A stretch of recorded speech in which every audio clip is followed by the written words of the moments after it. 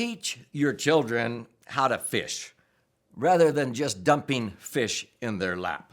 In this educational episode, I'm going to talk about why traditional estate planning ruins most children. Get ready. I'm going to give you insights into how you may want to change how you set up your trust so you do not ruin your children and grandchildren, that you actually empower them instead of enable them, how you can abolish entitlement mindsets.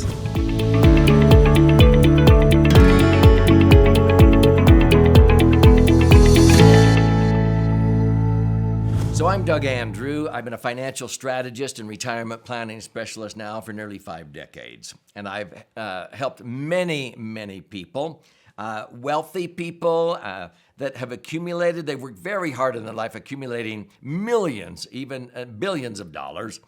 And many times they will share with me how they built this empire because I asked them, so how did you build this multi-million or billion-dollar empire? And they will usually say something like, well, Doug, I was raised by parents who went through the Great Depression. And they taught me how to work. Man, I have worked so hard. My kids will never have to work as hard as I did. And it seems like, 20, 30, 40 years later, most of them would come in during their golden years, and they would be very distraught. And I would say, what's up? And they would say something like, Doug, I don't know what's wrong with my kids. And now my grandkids. They don't even know how to work. And I would usually say, well, maybe you stole that from them. Maybe in your attempt to make life easy, you stole from them the same opportunities that you had. You always told me what made a man out of you because you always had these obstacles and struggles and you grew. You got strong by overcoming these obstacles, and you thought you were doing your children and now your grandchildren a favor by making life easy, bailing them out and giving them handouts. And now you wonder why they're weak and they're sitting around, when do I get my share? And so they said, they're so entitled. I need to abolish that entitlement mindset. So I wrote a book summarizing some of the ways that you can abolish entitlement mindset. And I'm going to gift you a copy of this book at the end of this episode if you're interested. So stay with me here. But let me use this metaphor. Let's say you're going to be playing in a golf tournament. And you had the choice of using a professional golfer like Phil Mickelson's swing, or you could use his clubs. What would you choose? Yeah, I'd rather have his swing, not his clubs. Well, I've noticed that most estate planning attorneys seem to focus on dividing up the golf clubs and the trophies among your kids and grandkids when you die. And I just go, well, I'd rather leave behind, the swing, how to do that, rather than a bunch of clubs. I'd rather leave behind how to fish to my kids and grandkids than dumping a bunch of fish in their lap. But the problem is most estate planning attorneys focus on dividing up the CASH, the cash. And you go, well, so what's wrong with that? Well, see, if that's all you're doing, you go to most estate planning attorneys, and once they, find out your net worth, what's the first question they ask? Oh, how many kids have you got? Because what are they going to start doing? Dividing it up.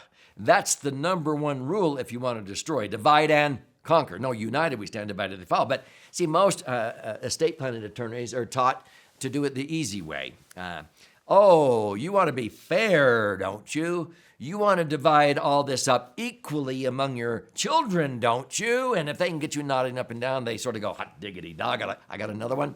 They charge you a few $1,000. They take your children's names and plug it into a boilerplate trust document.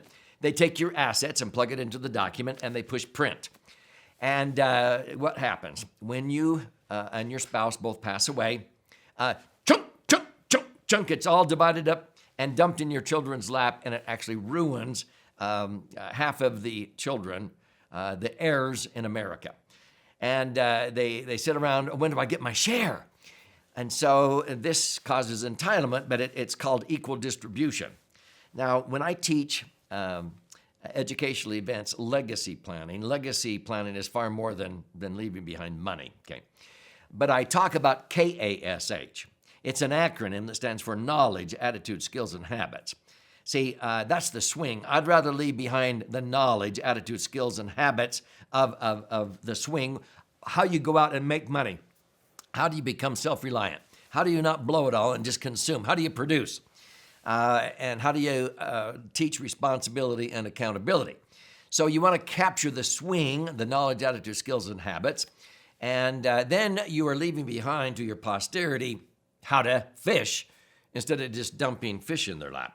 And you'll actually then feed them forever, and you will not see money dissipate and disappear as it is wasted by just dumping it in their laps. And I've seen it happen again and again and again. I have stories in the book of two families, the Vanderbilt family versus the Rothschilds family. The Vanderbilt family, when Cornelius Vanderbilt died in 1877, he was worth $105 million.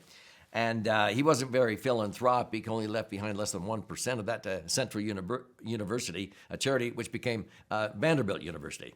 Well, it took 96 years until 1972 before 120 of his descendants gathered together at Vanderbilt University for their first family reunion. There wasn't a millionaire left in the bunch. It was all gone.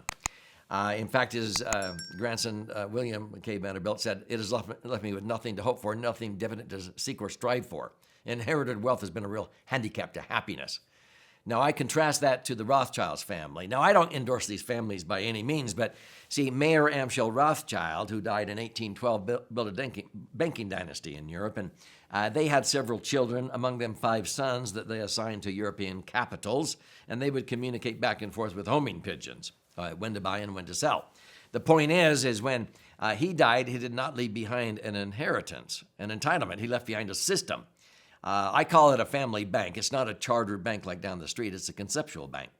But he left behind the knowledge, attitude, skills, and habits, KASH, more than just CASH. In fact, there were 3 rules in this family conceptual bank. They loaned their heirs money, but the loans had to be repaid. If you needed help with the college education, you had to get good grades or whatever. You had to apply, and if you got approved, you could borrow, get your education. But when you graduated and started making money, you paid the loan back to the family bank. So your kids and grandkids would have the same wherewithal. It wasn't some entitlement. Oh, you owe me a college education, Mom and Dad. No. When I went to college, I didn't expect my parents to pay for it. I knew they couldn't afford it. Same thing with my wife.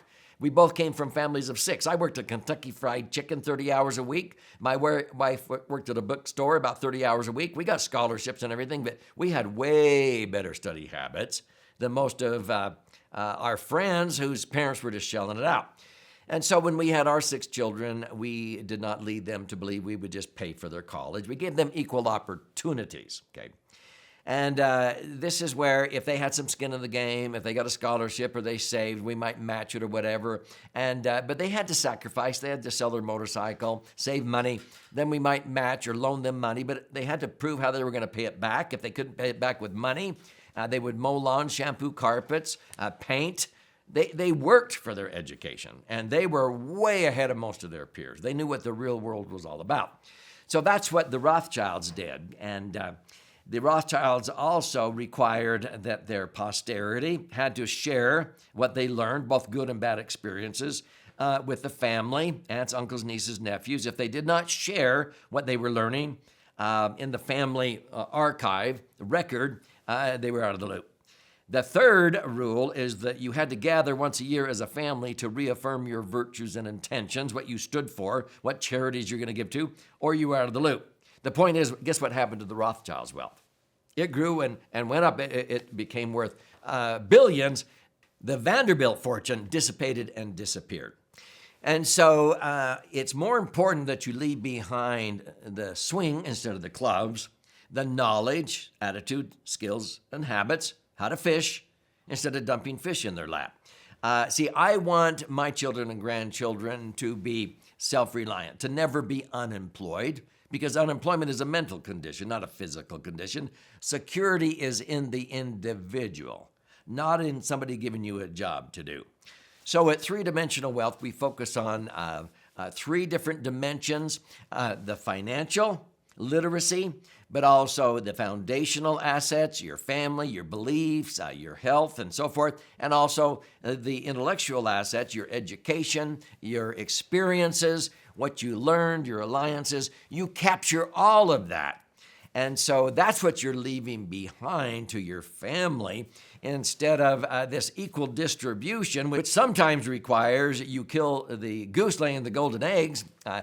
So many trusts say, oh, no, you got to divide it up equally. So you got to sell it. You got to sell the real estate holdings or the business and divide it up equally. You got to be fair. So get ready. This is what I say. There's nothing more unequal than the equal distribution to unequals. Did you hear that? Okay, there's nothing more unequal than the equal distribution to unequals. And people go, what are you talking about? No, I do not believe our Creator gives equal distribution, let's say, of blessings of health to all of us, regardless of how some of us, including myself, sometimes abuse our bodies. Our Creator does not give equal distribution of health. I'm going to give you the same health and vitality as these people over here who are abusing their bodies with habitual harmful substances, but I want to be fair. So I'm going to give those people who are abusing their bodies the same health as you people over here. No, our Creator does not give equal distribution of blessings of health. He gives us equal opportunities, but not equal distribution. Does that make sense? So I would recommend you rethink your thinking. If you have a trust, you may want to change the rules of governance to equal opportunities for those you care about, but not equal distribution. Otherwise, you will ruin half of your posterity. So if this is resonating with you and you want to learn more, I would love to gift you a copy of this book, Entitlement Abolition: How to Lead Your Family from Me to We. The way that you can claim your free copy is simply go to entitlementabolitionbook.com. You contribute a nominal amount towards the shipping and handling. This retails for $20 on Amazon, but I'll gift you a free copy. You contribute a nominal amount towards the shipping and handling. I'll cover the rest of that cost, and then I will pay for the book and fire out a hard copy. Now, when you're in there, you might want to check out my other book, The Laser Fund, because it talks about the financial dimension and how you weave that into the family bank. And check out, if you want to listen and learn, watch and learn. This is not about me. This is about you and your future. And if you want to talk to a financial professional on how to employ these strategies, you can even schedule an appointment to do this. But this is a powerful concept.